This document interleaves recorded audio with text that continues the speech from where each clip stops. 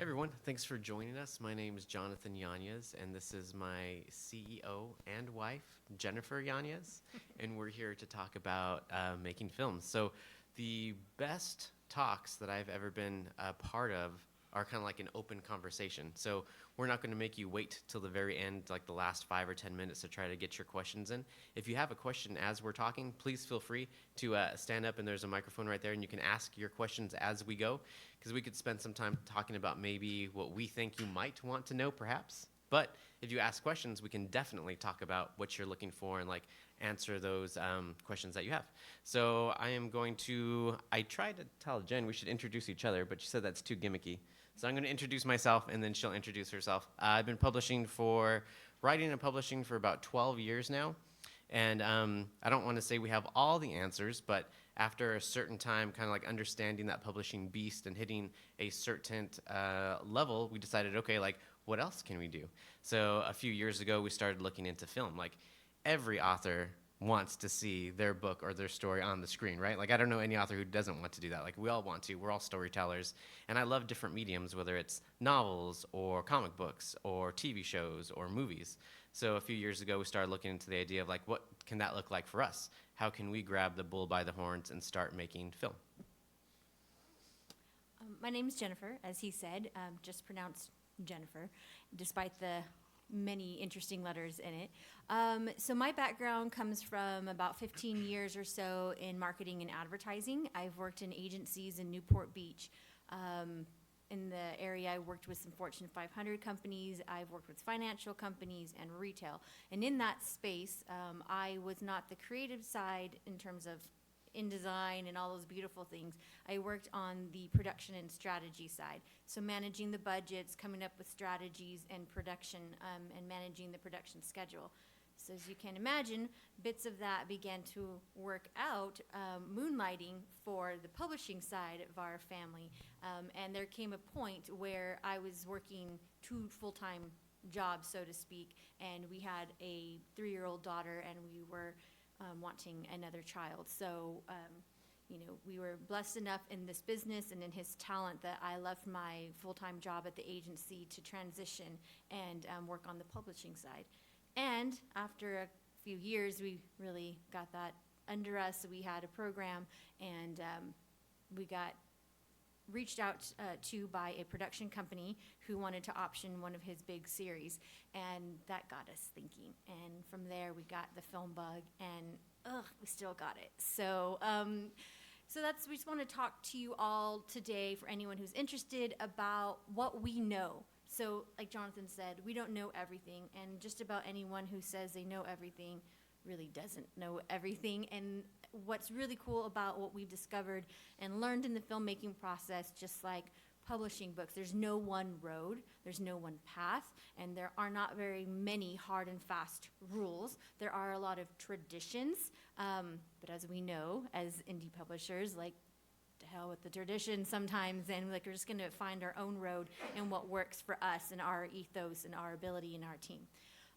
So we know that indie filmmaking can get a bad rap as well. I'll just say the first time we screened our first film, we had friends, very good friends, who hadn't seen it yet, and we're at a big fancy event, and they're watching it, and afterwards like, wow, that was really good. I thought it was going to be like, an indie film filmed in your backyard. I can't believe you did that. And I'm like, well, what did you think we were doing? Why do you think we were raising all this money and spending all this time? So as my new friend Brett was pointing out, is that at a point, technology, camera access became accessible. So independent films are able to produce content with a quality that matches and sometimes surpasses that of traditional big studios. Have you guys ever got that from your writing? If somebody writing, somebody reads it, they're like, "Oh, this is actually pretty good. Oh, this is not bad." Yeah. We get that all the time with our books, and now we're starting to get it with our films. When we're telling people we're doing films, they're like, "Oh, you didn't film this in your backyard with your grandma's camcorder?" And we're like, No, we didn't. Not that there's anything wrong with that, but no. So we thought that maybe we could set the stage so you can see what we're doing in film with a few clips. Yeah, just a little sample. So here we go. I know what you are. No memory after the crash? Feeling a little lost and out of place? I know what you are, and there's only one way to deal with fellas like you.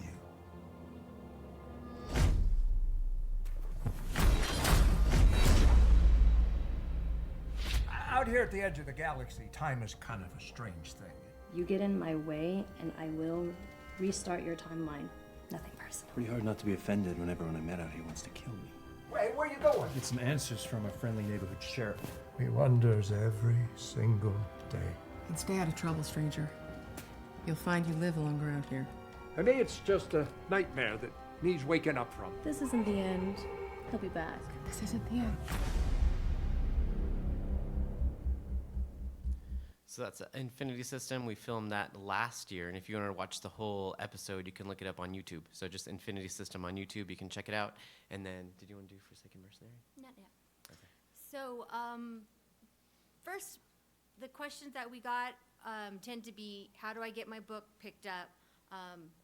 Just to be quite honest, Hollywood is generally not going to come knocking at your door offering to make film, because why would they need to go out and seek when every day they're being inundated with submissions and requests and scripts and all of these things. So just know that the likelihood of that happening is slim. You might have heard of being optioned. Someone got optioned. That's just a production team or someone snagging up content. There might be a trend or something that seems like, oh, it's got a baseline, a good IP.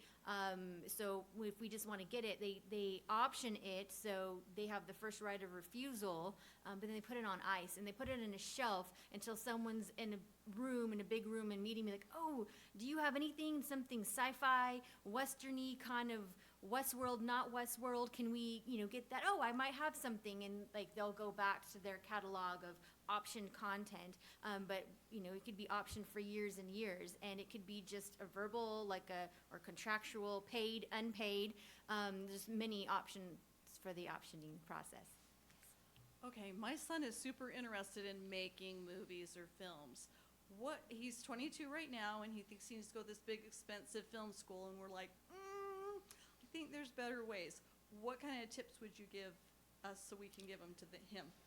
I would say he needs to start putting in work with film teams. You always need extra hands on a set. So if there's a local college that he was considering attending, they're put out message boards. He can contact them on social and the student film teams and say, I want to help. I want to, the G&E teams, they are doing so much work. They're carrying things. You need associate producers. You need coordinators and teams to go pick up ice and more waters and go stand over here and block off traffic and throw dust in the air to make it, all kinds of things. And he just kind of works from there. It's networks his way through and gets exposure on set, which is better than any classroom setting.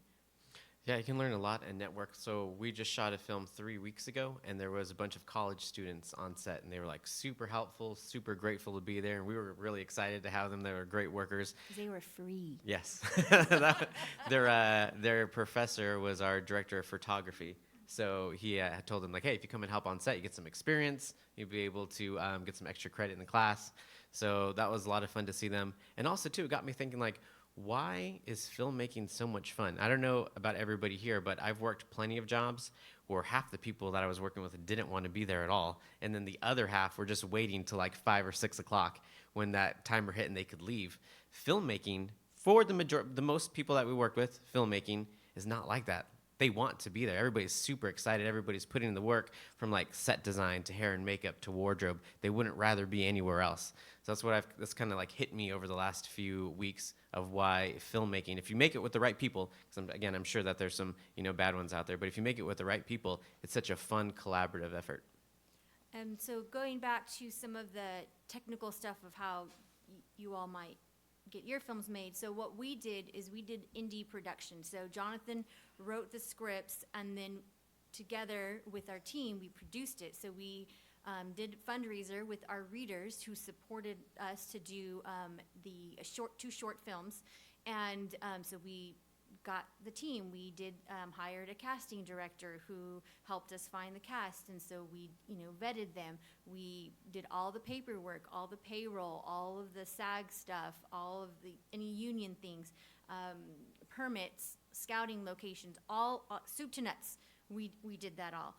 So now we're in post-production, which is after actual filming has done, and the process to get that done, to go through editing and getting the color right, because what you see on camera isn't what gets downloaded digitally, so you got to go in there and Photoshop the video sort of in terms of coloring, and then the same thing with VFX and sound, and then back to the editor to get it all buttoned up.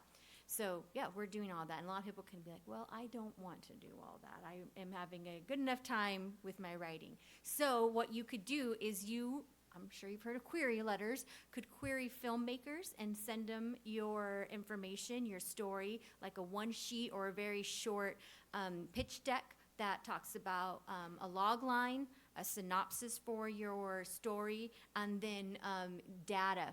And I hate to break it to you, but it's all numbers. Sales numbers, review numbers, your followers, because that proves you have a platform. When your book came out, how many units, or you can, break down your page reads from KU into estimated downloads. And so that is going to get the filmmakers, whether they're student filmmakers who are immensely talented and have access to sometimes even better product, because the schools get all of the equipment from big studios. And they can make your story for you. They can do it as a short or a feature, whatever you would like. And that's the first step. And many of you, I don't write, have written series. And so if you have just a small portion in a short story, later on you can do a bigger feature with more. And we have a question from Facebook from Karen Schaffner. She says, good morning. How and where do you raise money to make your movies? We did Kickstarter for our first two. Yeah, so that was the first one because, the fans, the readers will say, this is so great. If you ever make a movie, this should be a movie. We'd love it.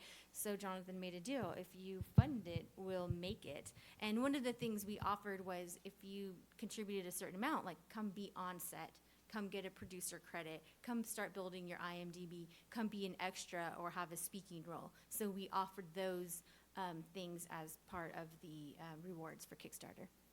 I'll just follow up on that. How much did you have to raise? So for the first film, we raised $60,000, and then the first film, the trailer that you just saw for Infinity System, earned us a traditional agent, an entertainment lawyer, and a whole team around us now. So our entertainment lawyer was saying hey, for your next project, just do 15 minutes. He's give me 15 minutes, great. He's and I have the connections at Netflix and Disney to take that to. So we're learning as we go. So if you just wanted to do a proof of concept, it only has to be 15 minutes. But also film festivals, the best for programming schedule is 15 minutes. It includes your credits, 15 minutes soup to nut, in start to finish. Then you will have that be able to fit into some film festivals. And I know at first it can seem overwhelming, but at first, at least for me, publishing seemed overwhelming at first. How do you even write a book? Then you have to get it edited, and then you have to get a cover. Film, there's more people involved and more money involved. Mm-hmm. But there is a clear process. Okay, first you have to write the script. Then you have to come up with the budget. How much is this going to cost to get made? And then you have to start assembling your team. So just like writing books, there is a clear process of how to make a film. I think it was Musashi Miyamoto. He was a famous samurai, and he has a quote that I think about all the time. And his quote is, at first it's hard, but at first everything is hard. So keep that in mind too as you start tackling the film beast and starting to think of how it all works. Any other questions? Right, so what we're going to do with our films, you can come up and ask. Yeah, go for it. All questions welcome. So a book is a product. Amazon is my distributor, sells my books. That's where the money comes from. And discuss. Yeah. For the movie.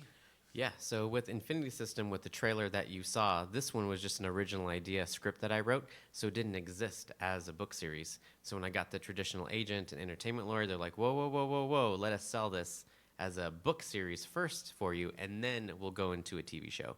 So that's been going on now they started pitching in January, so almost a year now, right? So the big 5 publishers are reading through it now to see who's going to get it.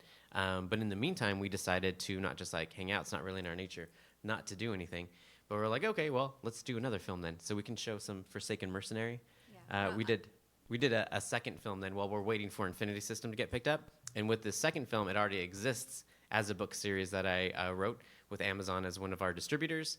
And then now we know so much more. Now this one's only 15 minutes. So we had about the same amount of money to make this one, but the level of talent and the level of production value that we were fitting that $60,000 for 15 minutes, everything was raised, right? So we got the stunt team from Everything, Everywhere, All at Once. They did our stunts for Forsaken Mercenary.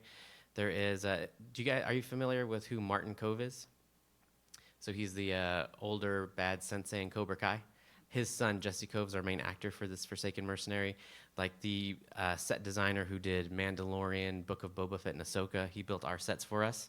So you might not think that $60,000 could go a long way, but these people, if you find the right people who are passionate about, in this case it's a sci-fi thriller about sci-fi, they want to work. They're excited to work. So if you surround yourself with the right people, they'll come down on their price. Like, I was the money guy, right? So I had a lot of very hard conversations with people telling them like, hey, I can't give you $10,000 to do this, but I could give you $3,000 to do this. And 9 times out of 10, if they're the right people who love what they do and they love the genre, they would say yes. So what we're going to do to distribute the film, that's our plan. So our first step with this 14-minute short is to do genre film festivals. So that's film festivals specific to sci-fi, fantasy type things. Like, we're not going to go, Sundance probably wouldn't be a good fit. Maybe not Tribeca. In our neighborhood, Newport Beach has a big film festival that's very lifestyle-y, so we wouldn't even apply to those. Maybe in the Austin Film Festival where John Wick was shown would be a good idea. Maybe Lionsgate will pick it up.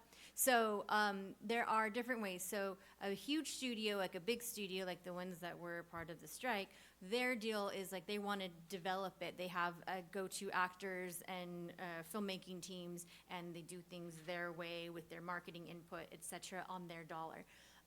Then there are some streamers who pick up feature films that have already been made, and they just buy it out, and they buy those rights, and then they'll stream it on their platforms. And then there are other ways where you can do like a tour of streaming services, so either simultaneously or each at a time, and we work with the distributor who has those relationships, and they'll get it on a Tubi and on a Amazon, Freevee, and then Amazon, and then maybe Hulu for a while. Plus there's it's a big pie. Like, we think, okay, a book, your story, you've got your paperback, hardcover, large print, audiobook, like a dramatization of your narrative. So similar thing, there'll be like video on demand, or streamers advertise video on demand, theatrical, foreign, and each foreign market can be like all the markets, or like just the Middle East market and the Asian, Japan, and or South America or European market. So it kind of just, they keep splicing up that pie. So what we're going to aim to do is work with like a mini major or a smaller team to distribute our film. And just so I'm clear, these are the people who are going to give you the money. No, we would work with investors. So there's people who have money who will say, I will invest in your film, and when you sell it, I want my money back and then some. So that would be for like a big film, if we get a good name, recognizable name attached that is known to have a draw to either to viewership, whether that's in the comfort of the viewer's home or in the theater. So it's all like a big money exchange game. And then there's this thing called soft money, because different markets have incentives. California has big incentives.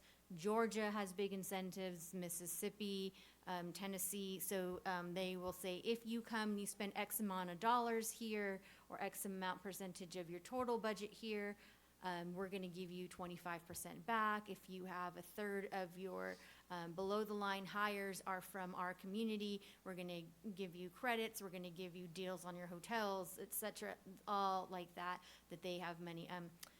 California has, surprise, a sustainability fund. So if you have content promoting sustainability of Earth's resources and all that, then they'll help take some of that fund to go towards your development of your film.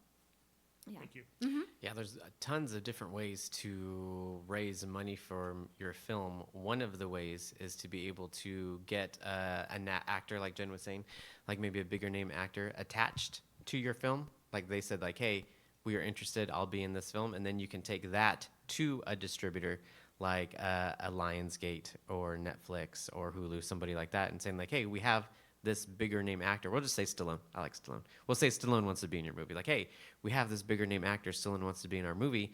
Will you give us a promissory note saying that when we make this movie with Stallone, you will buy it? And we'll just say $1 million for $1 million.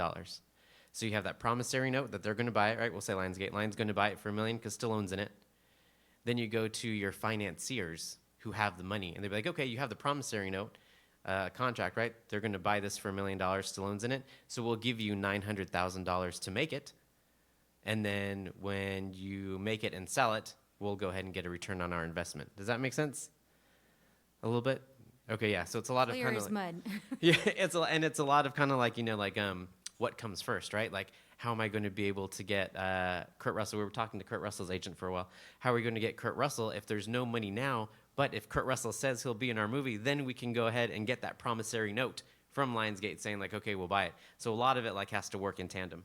Which is why there's some people who have excellent reputations and experience in managing those conversations in the industry. So if you have the right team, if you're going to go down to the production process yourself and be a part of that, that's how that you want to have those right people in place, because a conversation that we had with Kurt Russell's agent and Wyatt Russell's agent could have gone further if we had the same casting director that we used for our most recent film, because she knows all the things to say. But it was very encouraging that they even took a conversation with us. Yeah, we were just going after it. So we reached out to Kurt Russell's agent. They're like, okay, this sounds interesting. Can you make an offer? And we didn't even know what that meant. And we're like, it's official offer. That's I don't like know. a format. How much does Kurt Russell want? And then it didn't go. It didn't go further past Why don't that. you come back when your parents are involved? Yeah. So now with the second film that we'll show you, Forsaken Mercenary, we got a casting director. So the casting director has those conversations, and she knows all the lingo, and she knows all the agents. She knew Kurt Russell's agent. So as we continue down the process, we'll be working with her closely as well. You said you had another Facebook question? We do. We have another from Karen Schaffner. There are loads of books and courses about screenwriting. What did you find most helpful when you started writing scripts?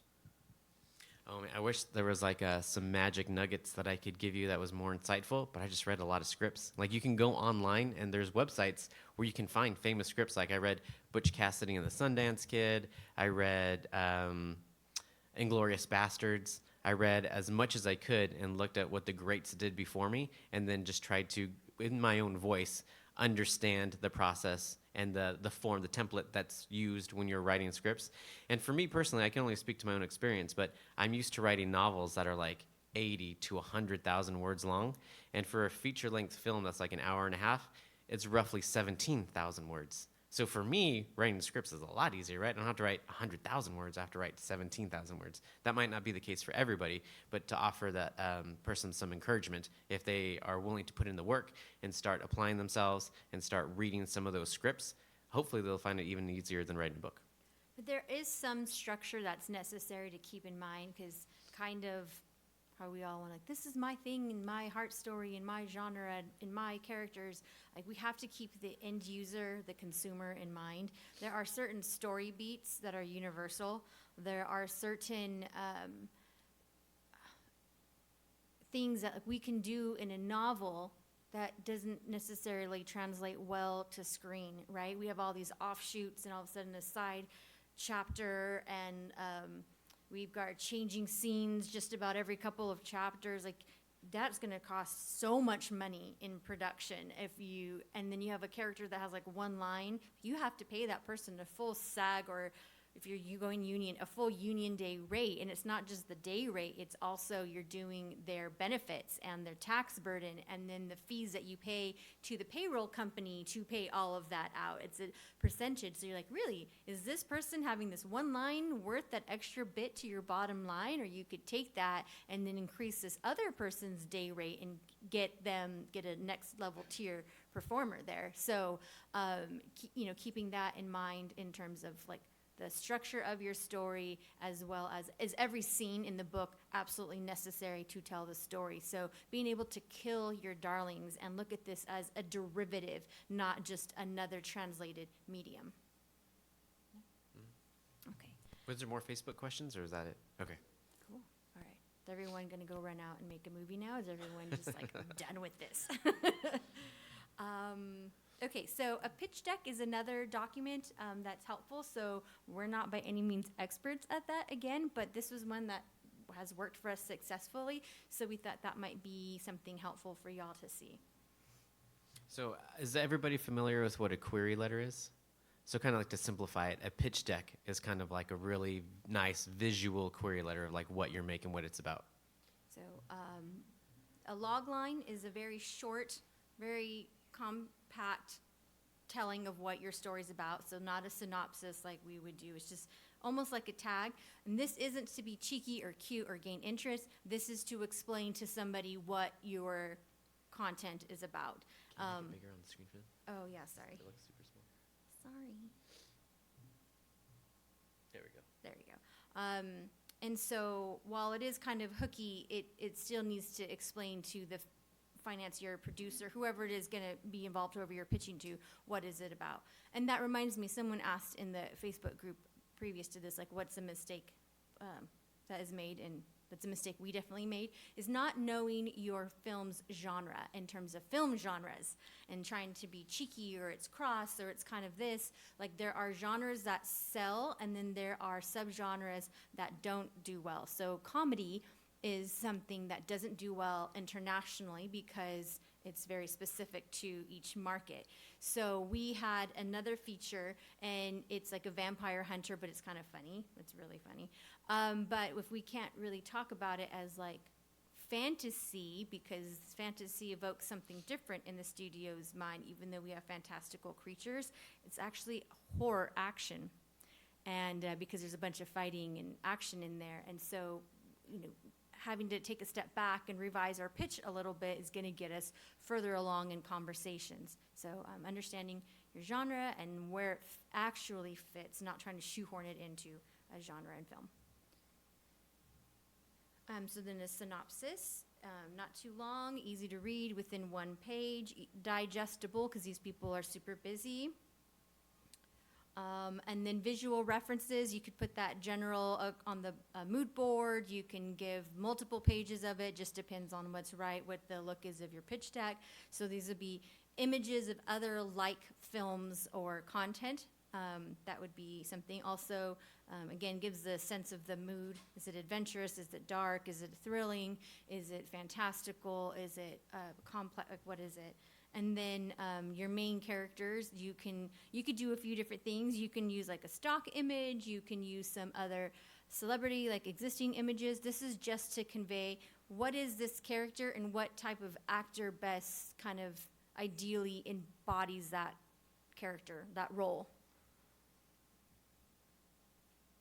And then these were like this secondary characters here. And just depending on your filmmaking team, they might want to have a note from them or the director or the producer or something to speak to the needs and interests of your potential buyers.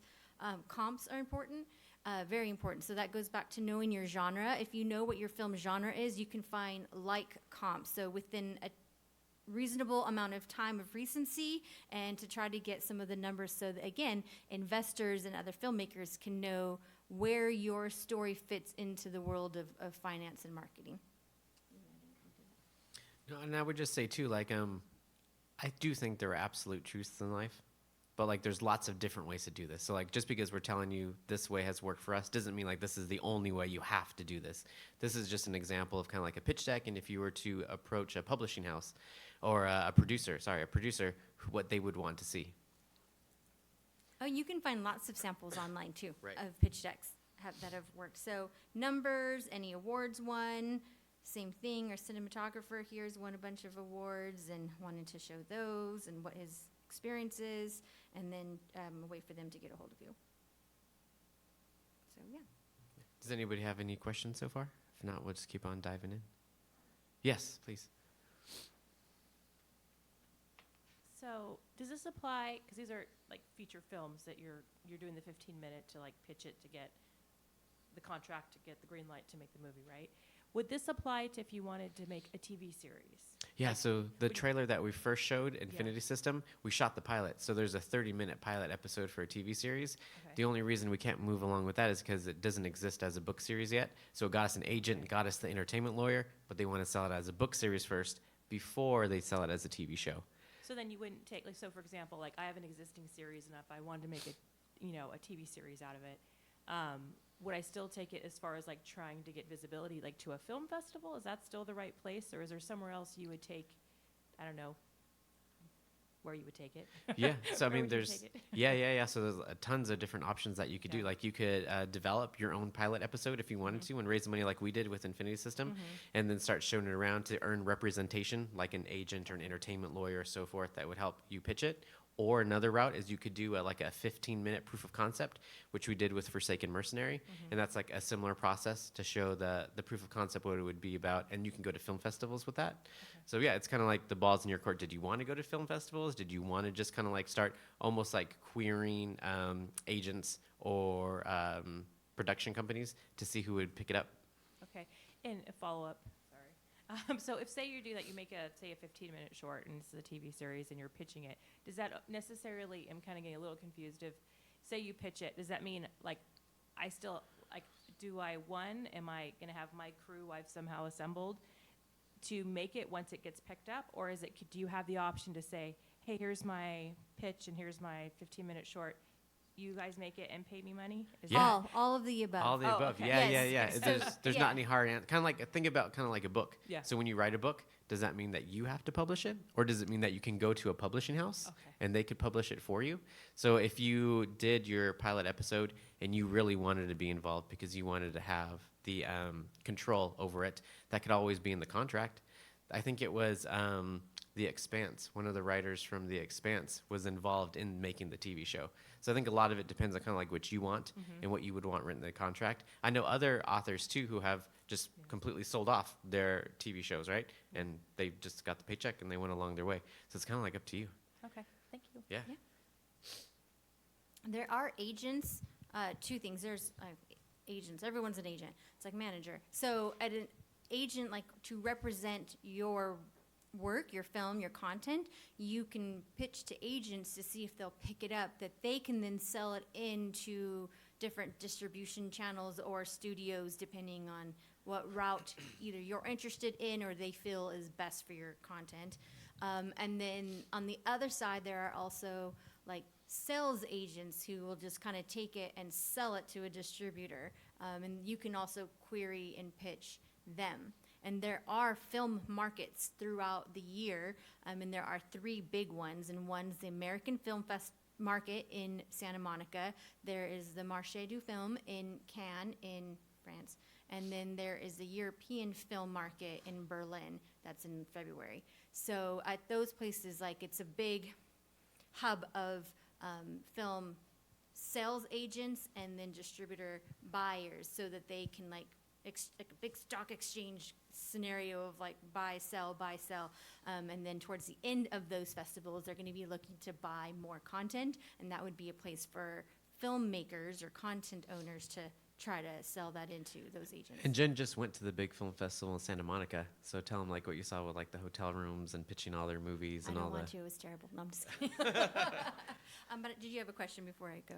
Actually, this one's for me. Oh. I've got maybe 2, but first one is about the idea of having the sort of production, the video production pitch, if you will, the 30-minute piece, the episode, and then coming back and saying, yes, but it would be better if you had the book series first. I have to imagine you've got leverage, but yet not quite leverage. Is the idea that they want to know that there's more coming behind just one episode, that they need to know that you're going to write an entire series, not just one feature film?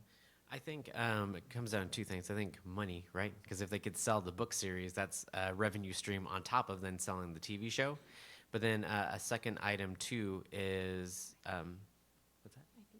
Oh yeah, you can say it. Go ahead. They want to know that there's an existing platform. It is safe for them to invest in something that can be proved as this guy owns this content, these stories, these characters, as opposed to something made up or whatever, because some, Jon Snow over here can be like, oh, but I wrote something similar, and so like there's a security in investment and showing and investing to something that's established for that. I'm sorry, were you going to say something else? Great. That's Okay, good. yeah. Tell them about American Film Market. Okay, thank you, sorry. So it's like a big hotel, and like all these floors, and all the way up, Joe's going to laugh at me. So it's like, every time you see the movie The Raid, they're like fighting floor after floor after floor after floor of like kung fu, no? Okay, so that's what it felt like.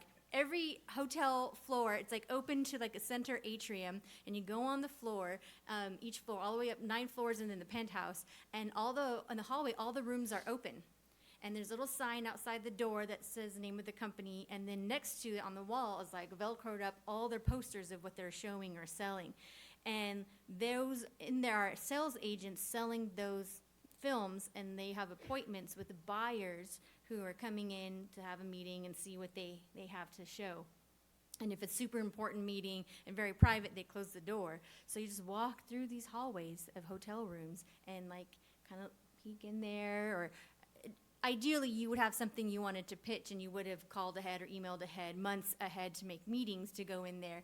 But they're just in there like selling in there. What do you got? Are you an agent? What are you doing? Do you have a feature? Is this filmed? Where are you in your process? And then there's some that are like big names, and you see there's really crazy horror images, and then another one has like Hallmarky looks, and so like it's just kind of cool. And you're like, oh nope, that's not me. Didn't you talk to the film agent who did Winnie the Pooh, the new bloody Winnie the Pooh horror one? Yeah, I talked to that.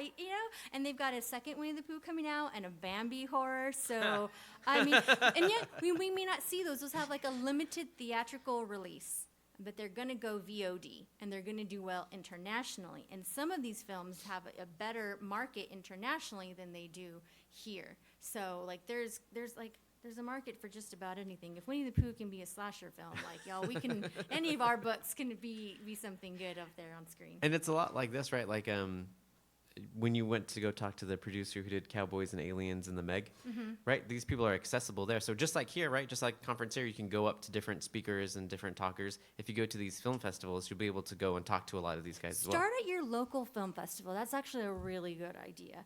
Go there, scope it out, watch some films. You're going to hate some of them. You're going to love others. And then you can talk to those filmmakers if there's anyone who made something adjacent to what your story is about. They just want to make film, right? Like just like we want to write, they just want to make film. And if you can work with them on the process, at least they can take your story and go from there. You don't have to write the script. You can hire someone to write the script. Like it depends like what you want to do and how much you want to be involved and how gifted you are in those talents and want to grow. Like anything is pretty possible, it seems.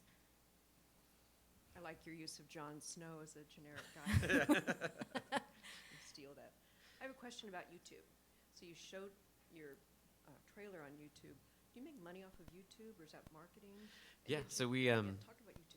Yeah, so I don't know a ton about it. We just started ourselves, but that was one of the questions that I had for our agent and our entertainment lawyer. I'm like, hey, as you guys are trying to sell this as a book series first, and then as a TV show, does it hurt anything, or does it help us if I were to put it up on YouTube? And they're like, no, it can only help. So we went ahead and put it up on YouTube. I think last time I looked, there was over 100,000 views on it, and it was climbing. And now we're making money off YouTube. It isn't a ton. I think it's like, I think it's like $1 for 4,000 views or something like that. It's not a lot of money, but it's something. Like we can buy coffee now from our movies. That's pretty crazy, right? That's weird to think about. Like your first royalty check, right? Yeah, my first royalty check almost 12 years ago was 7 cents. That's where we started, 7 cents. We only have 4 minutes left, so if anybody has any other questions, please, we want to make sure we get it in before we go. Oh, the Forsaken Mercenary? Yes. So did you have a question first? I was going to say the pitch deck. Do you have it online for other people to see, or do you know, are there pitch decks online that people could look at? Yeah, there's great resources like lots of podcasts, rap book. I forget the other one. I will put it in the comments for our video shows. But they have articles and how-to, and they explain like what is a line producer, what do they do, what is their cost range, and things like that. And you can do searches for pitch decks specific to your genre, whatever. What is a sizzle reel? How does that look? Just, it's all online. It's all there to go through and watch. I seem to remember that you finished filming for Forsaken Mercenary fairly recently. What's the turnaround time for post-production on that? So it's 14 minutes final, approximately, and we did 3 days of filming, and my goal is to have that through post by Valentine's Day. Okay. Yeah, because we're going to submit to Ken. But we have 3 minutes left, so we can show you what we just shot 3 weeks ago, Forsaken Mercenary. So keep in mind, guys, that this is, the colorist hasn't seen it. This is like a 1.0 version of what's eventually going to be like a 20.0 version. VFX still has to get it, sound design, music. So this is, you guys will be seeing the very, very raw footage, our first edit. When the Earth was all used first up ones. and thrown away like a cheap napkin, humanity looked to the stars. The moon and Mars were the first places to be colonized. While our habitat changed, people did.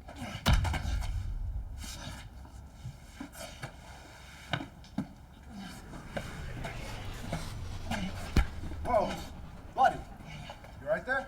You might be drunk, a little too much shine. Won't remember this. If it's not gonna remember this, it's not gonna need his credit.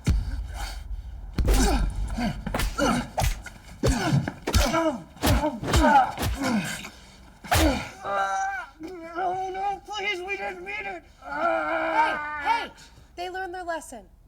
We don't need to make this a bad thing.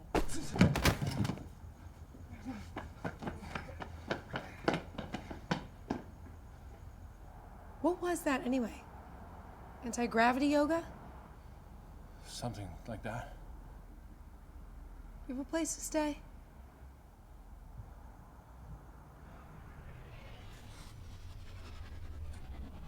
Turns out this brave new world was built for animals, not men.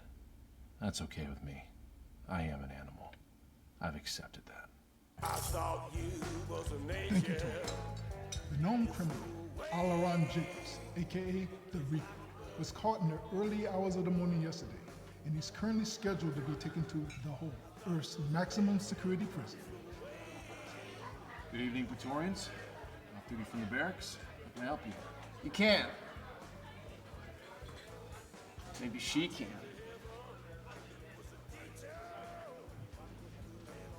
Come on. You don't think I didn't recognize you troublemakers, did you? This guy always has his fly down.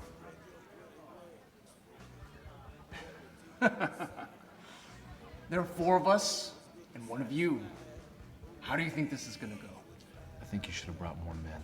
Listen, old man, why don't you shuffle along to the side and shut your geriatric mouth? Okay, 1, I'm not that old. And 2, my hip been giving me a little stiffness lately, so shuffling's a little difficult. Careful. One that wasn't hugged enough growing up has a vibro blade. Do I know you?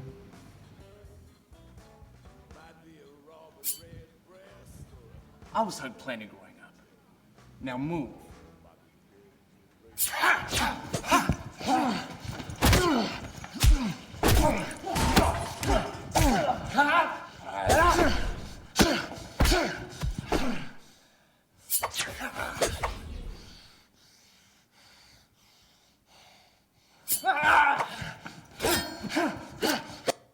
So that's time. Our time just ran out right now, so we have to end it. But you saw the 1.0 version. There'll be 3 months of now of just making it better and better and better as we get like talented people in sound design and colorist and special effects. All that stuff will come together to work on it. Thank you so much for your time and spending it with us today. Thank you for being here. Thank you.